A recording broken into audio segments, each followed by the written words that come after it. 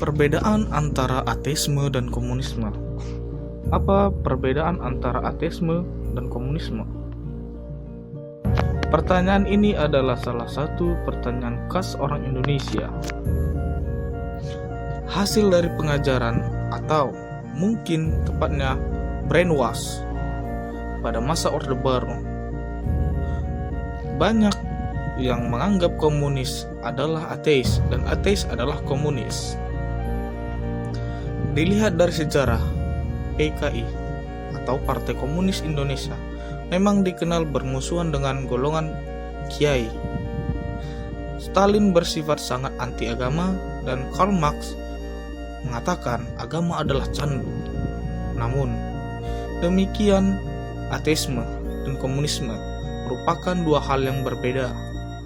Silakan perhatikan pengertian kedua di bawah ini untuk mengetahui perbedaan antara ateisme dan komunisme. Pengertian ateisme. Ateisme adalah sebuah pandangan yang berisi penolakan terhadap klaim deis mengenai eksistensi Tuhan.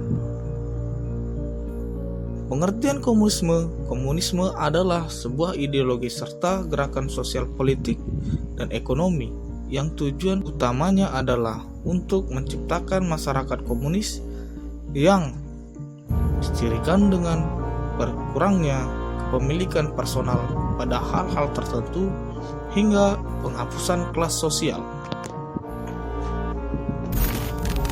Sekilas sejarah komunisme di Indonesia dan tuduhan ateis.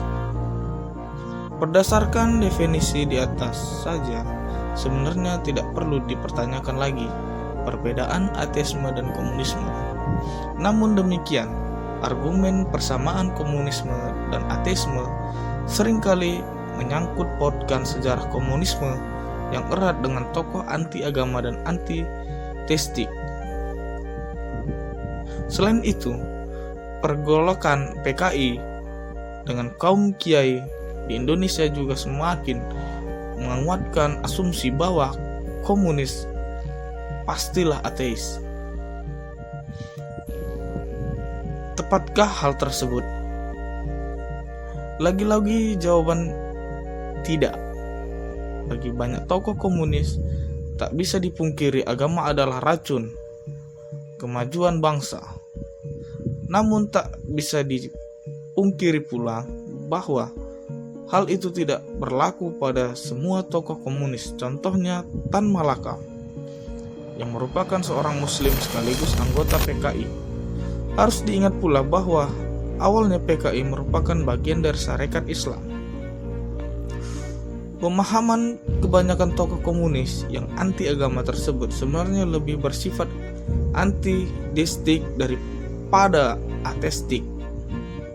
Sikap antiteisme adalah sikap menolak teisme dalam berbagai bidang kehidupan. Komunisme memiliki sifat tersebut. Bagaimana sekulerisme? Untuk menjadi komunis dan sekuler, seorang tidak perlu tidak mempercayai klaim teisme.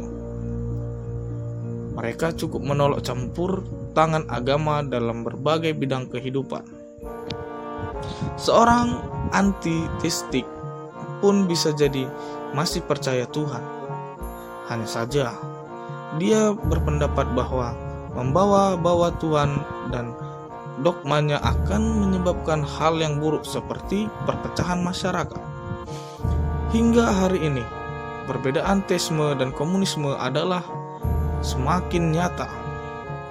Dengan besarnya persentase orang ateis di negara-negara demokratik seperti Amerika Serikat, Inggris, dan Jerman, banyak ateis di negara tersebut memiliki pandangan liberalis, kapitalis yang sangat bertentangan dengan komunisme. Ini menguatkan pandangan Froubert bahwa menjadi ateis tidak akan cukup membuat seorang menjadi komunis.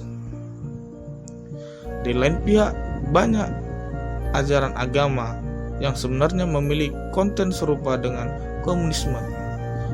Adanya ajaran untuk berbagi untuk tidak serakah, untuk saling membantu, untuk meminimalisir profit yang tidak perlu, dan untuk bersifat selfless, selaras, dan paham komunisme.